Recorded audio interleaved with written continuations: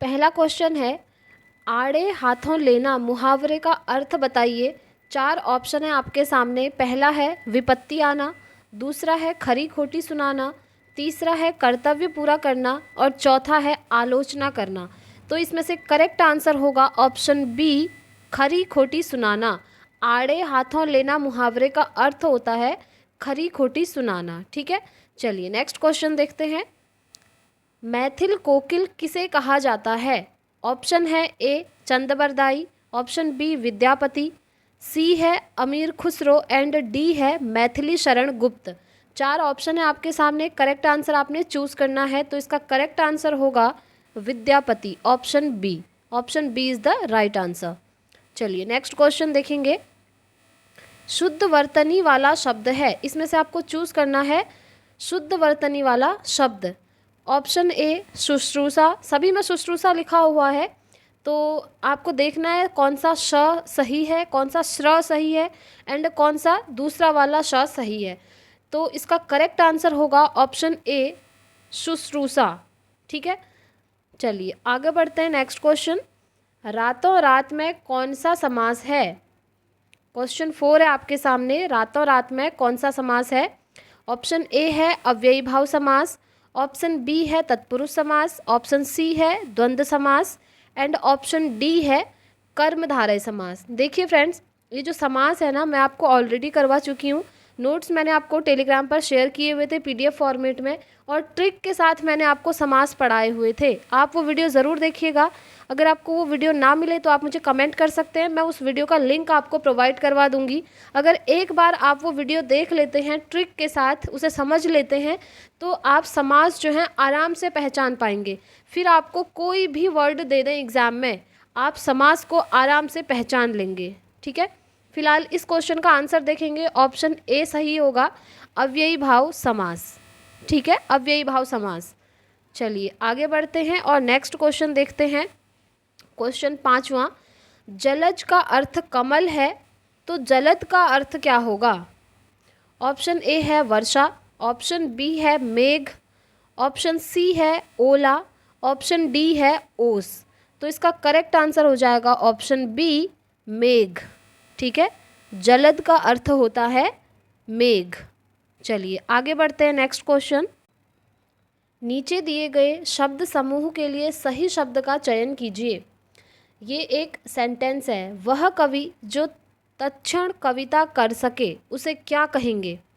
Option A है आशु कवि, option B है कुशाग्र, ऑप्शन सी है आशुलिपि एंड ऑप्शन डी है विद्वान। तो इसका करेक्ट आंसर आपको चूज करना है। इसका करेक्ट आंसर होगा आशु कवि, option A is the right answer. ठीक है, चलिए आगे बढ़ते हैं। नेक्स्ट क्वेश्चन, अबलों नसानी अब न नसहों, इसमें कौन सा रस है? 4 ऑप्शन है, शांत रस, देखते हैं, शांत रस, करुण रस, भक्ति रस या फिर अद्भुत रस। तो करेक्ट आंसर आपको चूज करना है, वो होगा ऑप्शन ए शांत रस। ठीक है, चलिए नेक्स्ट क्वेश्चन देखेंगे। उच्छृंखल का विलोमार्थक आपको चूज करना है, विलोम शब्द चूज करना है इसका। ऑप्शन है सामान्य, दूसरा है परवर्ती, तीसरा है रूढ़िवादी और चौथा है विनम्र। तो इसका करेक्ट आंसर हो जाएगा फ्रेंड्स विनम्र। ठीक है, इसका विलोमार्थक शब्द है विनम्र, option D is the right answer. Next question, वह कथा जो जन साधारण में प्रचलित हो, इसके लिए एक शब्द बताइए। बेसिकली ये एक सेंटेंस है, वह कथा जो जन साधारण के लिए प्रचलित हो, तो इसके लिए आपको एक शब्द चूज करना है। एक शब्द में इसको हम क्या कह सकते हैं? ऑप्शन ए है कथित, ऑप्शन बी है किंवदंती, ऑप्शन सी है औपचारिक एंड ऑप्शन डी है उल्लेखनीय। तो इसका करेक्ट आंसर हो जाएगा ऑप्शन बी, किंवदंती। ठीक है, वह कथा जो जन साधारण में प्रचलित हो उसे हम कहेंगे किंवदंती। चलिए नेक्स्ट क्वेश्चन देख लेते हैं। उपसर्ग पूछा है। देखिए, उपसर्ग और प्रत्यय ये भी मैंने आपको ट्रिक के साथ समझाए हैं। अगर आप वो वीडियो देख लेते हैं उपसर्ग प्रत्यय की, तो उसके बाद आपको कहीं से भी उपसर्ग और प्रत्यय पढ़ने की ज़रूरत नहीं पड़ेगी। शब्द को देखते ही आप पहचान जाएंगे कि उसमें कहाँ पर क्या उपसर्ग है और क्या प्रत्यय है। और नोट्स भी मैंने आपको टेलीग्राम पर उसके भेजे हुए थे, ठीक है। अगर अभी तक टेलीग्राम ज्वाइन नहीं किया है तो लिंक मैंने कमेंट बॉक्स में पिन किया, वहाँ जाकर आप टेलीग्राम को ज्वाइन कर लीजिए। और साथ में अगर चैनल पर नए हैं तो चैनल को ज़रूर सब्सक्राइब कर लीजिए, क्योंकि यहाँ से आपको एकदम बढ़िया सी ऑथेंटिक इन्फॉर्मेशंस मिलती रहती हैं, ठीक है। चलिए नेक्स्ट क्वेश्चन, निष्कपट शब्द में उपसर्ग बताइए। मैंने आपको पहले भी बताया था, उपसर्ग वो होते हैं जो शब्द के आगे लगते हैं और प्रत्यय वो होते हैं जो हमेशा शब्द के पीछे लगते हैं। तो यहाँ पर निष्कपट में आपसे उपसर्ग पूछा है, तो इसका करेक्ट आंसर हो जाएगा ऑप्शन सी, निस, ठीक है। देखिए निस तो बहुत जगह लिखा है, ये भी तो निस लिखा है, ये भी निस लिखा है, ये भी निस, बट यहाँ पर आप देख रहे होंगे हलंत। सबसे पहले मैंने आपको बताया था, ये शब्द मैंने स्पेशली जब थ्योरी करवाई थी उपसर्ग वाली, वहाँ भी समझाया था कि अगर इस तरह का कोई आ जाए शब्द और उसमें उपसर्ग पूछे तो आप ये वाला स लगाएंगे। कभी भी याद रखिए, जो ये वाला स है ना, ये कभी उपसर्ग के अंदर आता ही नहीं है। मैंने आपको उपसर्ग की पूरी टेबल करवाई हुई है, उससे अदर उपसर्ग वाले शब्द कभी होते ही नहीं हैं। तो मैंने आपको बताया था ये वाला स कभी उपसर्ग के अंदर आता ही नहीं है, ठीक है। तो ये वाला स आता है हमेशा उपसर्ग के अंदर, ये वाला स भी नहीं आता है, याद रखिएगा, ये भी नहीं आता है। तो ये वाला स उपसर्ग के अंदर हमेशा आता है और इस स के साथ हलंत जुड़ा हुआ है, तो ये बिल्कुल सही है, option C is the right answer. चलिए नेक्स्ट क्वेश्चन देखेंगे, वह गलती होने से डैश डरती है। वाक्य में उचित क्रिया विशेषण शब्द कौन सा आएगा, इनमें से आप क्या यहाँ पर फिल करेंगे, ये पूछा है आपसे। चलिए ऑप्शन देख लेते हैं, बहुत, तेज, अचानक या फिर धीरे धीरे। तो आप अपना दिमाग लगाइए, यहाँ पर आएगा बहुत, ठीक है। Option A is the right answer. देखिए वह गलती होने से बहुत डरती है, फिट हो रहा है ना ये, तो यही इसका करेक्ट आंसर होगा। नेक्स्ट क्वेश्चन, अगिया बैताल का अर्थ बताइए। अगिया बैताल, ऑप्शन ए है तेज, ऑप्शन बी है क्रोधी, ऑप्शन सी है पापी, ऑप्शन डी है सदाचारी, ठीक है। तो इसका करेक्ट आंसर क्या हो जाएगा, क्रोधी। Option B is the right answer. अगिया बैताल का अर्थ होता है क्रोधी, ठीक है। चलिए आगे बढ़ते हैं, किस शब्द में उपसर्ग का प्रयोग हुआ है, उपकार, लाभदायक, अपनापन और समझदार। 4 ऑप्शन है, तो इसका करेक्ट आंसर हो जाएगा उपकार। उपकार शब्द में क्या है, उपसर्ग का प्रयोग हुआ है। और उपसर्ग क्या होते हैं, जो आगे लगते हैं, और देखिए हाँ, और जो प्रत्यय होते हैं वो पीछे लगते हैं। तो उपकार में उपसर्ग कौन सा है, उप है, ठीक है। उप क्या है, इसमें उपसर्ग है। और मैंने आपको जब उपसर्ग की टेबल पढ़ाई थी वहाँ पर ये भी बताया था ना, ये भी एक उपसर्ग होता है, तो ये यहाँ पर एक उपसर्ग है और जो कि इसी में लगा हुआ है। चलिए आगे बढ़ेंगे, नेक्स्ट क्वेश्चन देखेंगे। इसका करेक्ट आंसर ए हो गया, ठीक है, ये मैंने बता दिया। नेक्स्ट क्वेश्चन, अनिच्छा में प्रयुक्त उपसर्ग बताइए। अनिच्छा उपसर्ग जो आगे लगता है, सीधी सी बात, अ, अन, अनि, अन, बताइए हलंत किस में लगा हुआ है, पहले वो देखिए, इसमें लगा हुआ है, तो ऑप्शन बी ही यहाँ पर राइट आंसर है। क्यों, क्योंकि अनिच्छा को जब आप ब्रेक करेंगे तो ये हो जाएगा अन धन इच्छा, ठीक है। अनिच्छा को ब्रेक करेंगे, ये हो जाएगा अन धन इच्छा। तो ये जो अन है ना, ये यहाँ पर उपसर्ग है, तो option B is the right answer. चलिए आगे बढ़ते हैं, नेक्स्ट क्वेश्चन है, इंद्रियों को वश में रखने वाला क्या कहलाता है। ये एक सेंटेंस है, इंद्रियों को वश में रखने वाला, इसके लिए एक शब्द आपको चूज़ करना है। ऑप्शन है इंद्रजीत, इष्ट, इंद्रियजीत या फिर इप्सित। बताइए इसका करेक्ट आंसर क्या होगा, करेक्ट आंसर होगा इंद्रियजीत। इंद्रियों को वश में रखने वाला क्या कहलाता है, इंद्रियजीत कहलाता है। Option C is the right answer. चलिए आगे बढ़ते हैं, जिसका अनुभव किया गया हो वो क्या कहलाता है। ऑप्शन ए है अनुभवी, ऑप्शन बी है अनुभूत, ऑप्शन सी है अनुभव योग्य एंड ऑप्शन डी है अनुभाव्य। तो इसका करेक्ट आंसर हो जाएगा अनुभूत। जिसका अनुभव किया गया हो वो कहलाता है अनुभूत।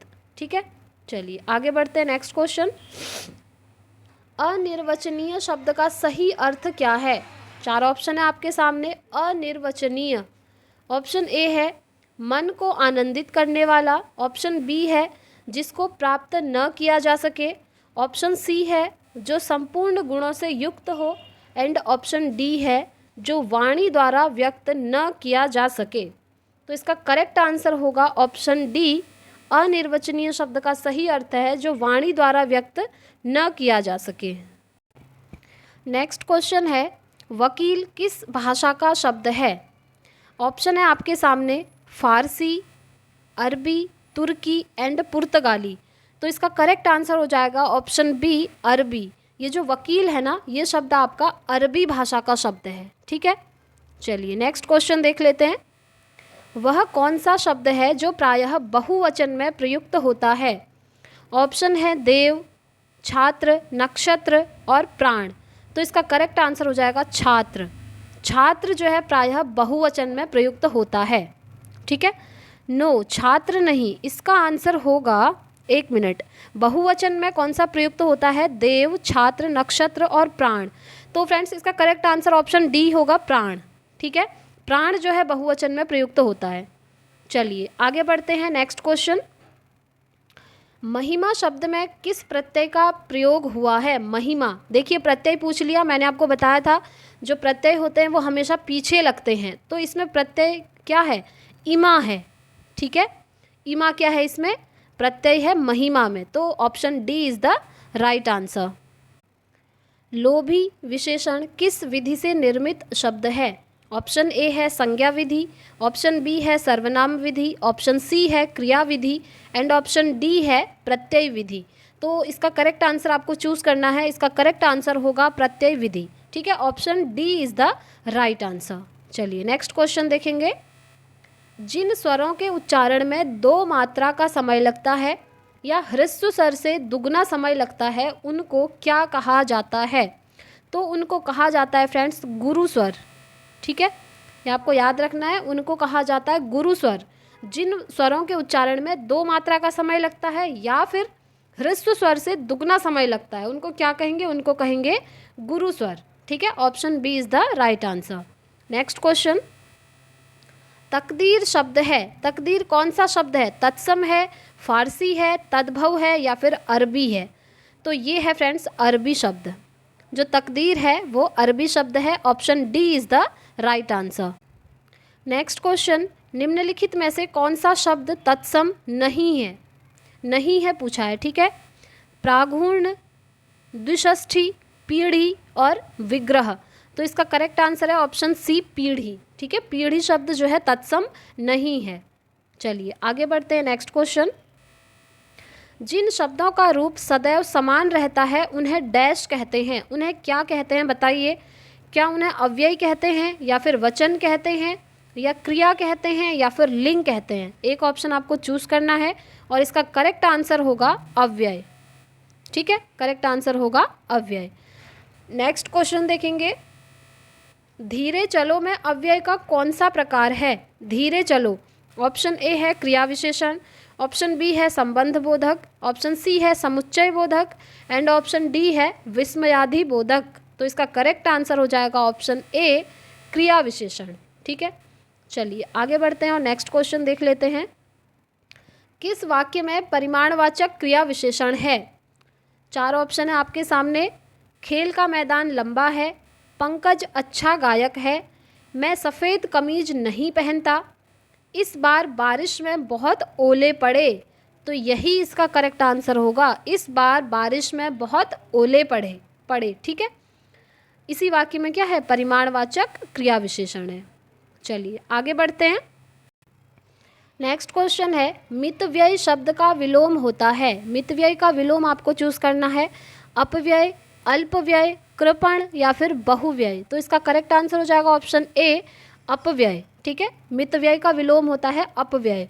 नेक्स्ट क्वेश्चन, व्यभिचारी शब्द का विलोम बताइए। व्यभिचारी, ऑप्शन ए है अभिचारी, ऑप्शन बी है प्रतिकारी, ऑप्शन सी है भिचारी एंड ऑप्शन डी है सदाचारी। तो व्यभिचारी शब्द का विलोम होता है फ्रेंड्स सदाचारी। ठीक है, option D is the right answer. चलिए नेक्स्ट क्वेश्चन, निम्न में से किस वाक्य में क्रिया विशेषण का प्रयोग नहीं हुआ है? नहीं हुआ है पूछा है। देखिए ऑप्शन ए है लगता है तुम मुझसे मिलना नहीं चाहते। ऑप्शन बी है उसे थोड़ा भी कुछ कहा कि काम बिगड़ जाएगा। ऑप्शन सी है मोहन से खाया नहीं जाता। एंड ऑप्शन डी है बालक तेज दौड़ता है। तो देखिए निम्न वाक्य में क्रिया विशेषण का प्रयोग किस में नहीं हुआ है? तो वो फ्रेंड्स इसमें नहीं हुआ है, ऑप्शन सी में, मोहन से खाया नहीं जाता। तो ऑप्शन सी जो है यहाँ पर करेक्ट आंसर हो जाएगा। ठीक है, नेक्स्ट क्वेश्चन, प्रत्यय शब्द निर्मित है। प्रत्यय शब्द निर्मित है, किससे निर्मित है? प्रतधन अय, प्रत्यधन य, प्रतिधन अय या फिर प्रतिधन य। तो इसका करेक्ट आंसर हो जाएगा प्रतिधन अय बराबर प्रत्यय। ठीक है, option C is the right answer. चलिए नेक्स्ट क्वेश्चन, सच्चिदानंद शब्द का संधि विच्छेद बताइए। सच्चिदानंद, जब मैंने आपको उपसर्ग प्रत्यय करवाए थे तब कुछ मैंने आपको ऐसे शब्द भी बताए थे जिनका संधि विच्छेद थोड़ा अलग टाइप का होता है, और इसका संधि विच्छेद भी मैंने आपको वहाँ पर समझाया हुआ था। ठीक है, तो देखते हैं सच्चिदानंद का संधि विच्छेद क्या होता है। ऑप्शन ए है सत धन चित धन आनंद। ऑप्शन बी है सच्चितद धन आनंद। ऑप्शन सी है सच्चि धन दानंद।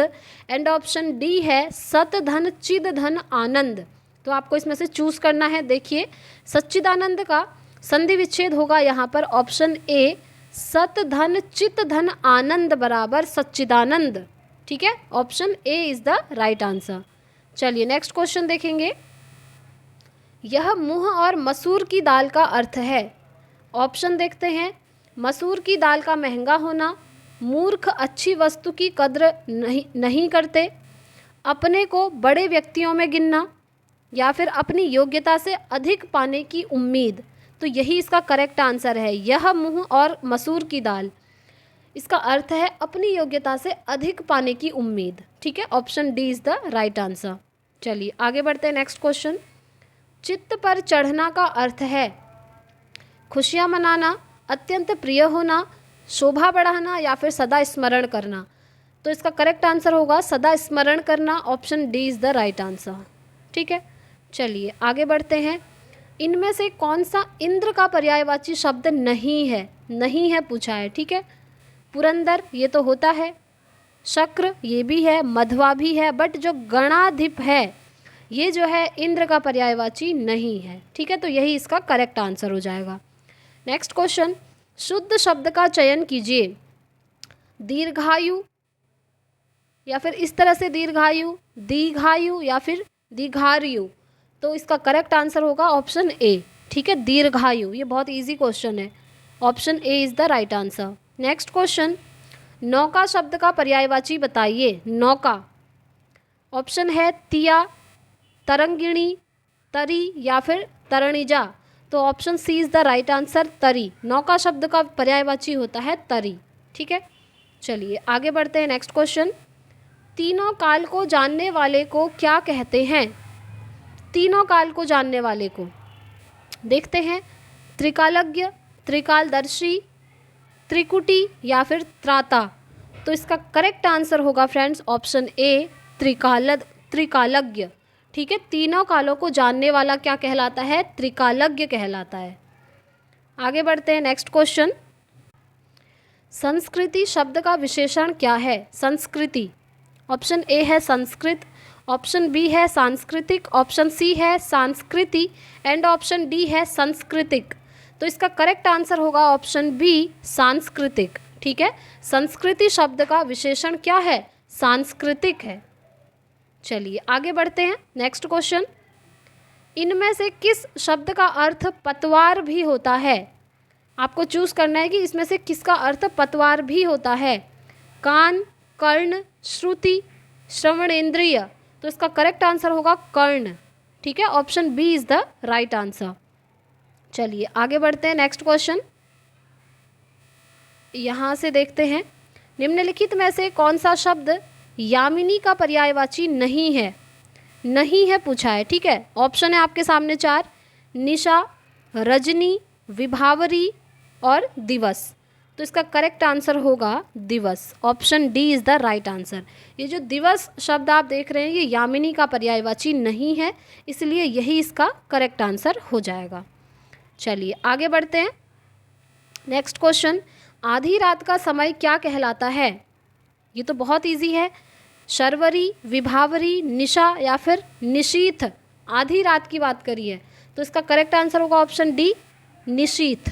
ठीक है, चलिए आगे बढ़ते हैं। नेक्स्ट क्वेश्चन, प्रश्न संख्या 93 और 94 निम्नलिखित शब्दों के विपरीतार्थक शब्द बताइए। दो क्वेश्चन है, इनके विपरीतार्थक आपने बताने हैं। सबसे पहला है कर्षण। कर्षण का विपरीतार्थक क्या होता है? विकर्षण होता है। ठीक है, तो ऑप्शन डी इसका करेक्ट आंसर हो गया। दूसरा देखते हैं, विहित का विपरीतार्थक बताइए। तो विहित का विपरीतार्थक क्या होता है? देखिए ऑप्शन देख लेते हैं। ऑप्शन है सुगम, असित, निषेध या फिर स्थूल। तो जो विहित है इसका विलोम शब्द होता है आपका ऑप्शन सी, यानी कि निषेध। ठीक है, ये इसका करेक्ट आंसर हो गया। चलिए आगे बढ़ते हैं। नेक्स्ट क्वेश्चन, निम्नलिखित लोकोक्ति का अर्थ बताइए। ये एक लोकोक्ति है, अशर्फियाँ लुटें कोयलों पर मुहर। ऑप्शन देखते हैं, छोटी वस्तु की सुरक्षा में अधिक व्यय, संपूर्ण लाभ स्वयं उठाना, मूल्यवान वस्तु की अपेक्षा तुच्छ वस्तु का ध्यान या फिर आय से अधिक व्यय। तो इसका करेक्ट आंसर हो जाएगा आपका ऑप्शन सी, मूल्यवान वस्तु की अपेक्षा तुच्छ वस्तु का ध्यान। ठीक है, option C is the right answer. चलिए आगे बढ़ते हैं। नेक्स्ट क्वेश्चन, भाषा और समाज के लेखक कौन हैं? रामविलास शर्मा, देवेंद्रनाथ शर्मा, धीरेन्द्र वर्मा या फिर उदय नारायण तिवारी। तो इसका करेक्ट आंसर है रामविलास शर्मा। ठीक है, भाषा और समाज के लेखक हैं रामविलास शर्मा। नेक्स्ट क्वेश्चन, अत्युत्तम के संधि विच्छेद का सही विकल्प चुनिए। अत्युत्तम, ऑप्शन ए है अतिधन युत्तम, ऑप्शन बी है अतिधन उत्तम, ऑप्शन सी है अत्यधन उत्तम या फिर ऑप्शन डी है अत्युधन उत्तम। इसमें से आपको करेक्ट आंसर चूज करना है, जो कि है मैं आपको बताती हूँ ऑप्शन बी। ठीक है, अतिधन उत्तम बराबर होता है अत्युत्तम, तो ये इसका करेक्ट आंसर है। चलिए नेक्स्ट क्वेश्चन देखेंगे। नीरस, हाँ ये हो गया। नीरस का संधि विच्छेद बताइए। देखते हैं, निधन रस, निर्धन स, ऑप्शन सी है निधन रस एंड ऑप्शन डी है निर्धन स। बहुत इजी है, option C is the right answer. निधन रस बराबर होता है नीरस। ठीक है, चलिए आगे बढ़ते हैं। नेक्स्ट क्वेश्चन, डैश दृष्टि राष्ट्रीयता का आधार है? धर्मानुसार, धर्मनिरपेक्ष, धर्मसम्मत या फिर धर्म सापेक्ष। तो इसका करेक्ट आंसर हो जाएगा धर्मनिरपेक्ष। तो धर्मनिरपेक्ष दृष्टि राष्ट्रीयता का आधार है। ठीक है, option B is the right answer. चलिए नेक्स्ट क्वेश्चन देखेंगे और ये लास्ट क्वेश्चन है। निम्नलिखित में से शुद्ध वर्तनी कौन सी है? शुद्ध वर्तनी आपको चूज करनी है, भानु, वृक्ष, ऐतिहासिक या फिर आकांक्षा। तो इसका करेक्ट आंसर है ऑप्शन डी, आकांक्षा। आकांक्षा यहाँ पर शुद्ध वर्तनी वाला शब्द है। ठीक है, तो ये इसका करेक्ट आंसर हो गया। तो फ्रेंड्स इस वीडियो में इतना ही रखते हैं। अब हम मिलेंगे नेक्स्ट वीडियो में कल से, जहाँ पर हम एनालिसिस करेंगे कल से आपके जितने भी एग्ज़ाम रहेंगे। इस वीडियो में इतना ही रखते हैं। और अगर आप में से कोई स्टूडेंट ऐसे हैं जो पेडागोजी पढ़ना चाहते हैं तो आप CDP की प्लेलिस्ट देख सकते हैं। प्लेलिस्ट का लिंक मैं डिस्क्रिप्शन बॉक्स में डाल दूँगी, वहाँ जाकर आप देख लीजिएगा। क्योंकि पेडागोजी अभी हमारी CTET की चल रही है, लगभग 16 क्लासेस हम कर चुके हैं। अगर आप उन्हें देख लेते हैं ना, उसमें मैंने आपको सारी थ्योरीज़ करवाई हैं, पियाजे, वाइगोत्स्की, कोहलबर्ग, सभी की। उनको आप ज़रूर देखिएगा क्योंकि वो पेडागोजी आपके हर टीचिंग एग्जाम में आपको हेल्प करेगी।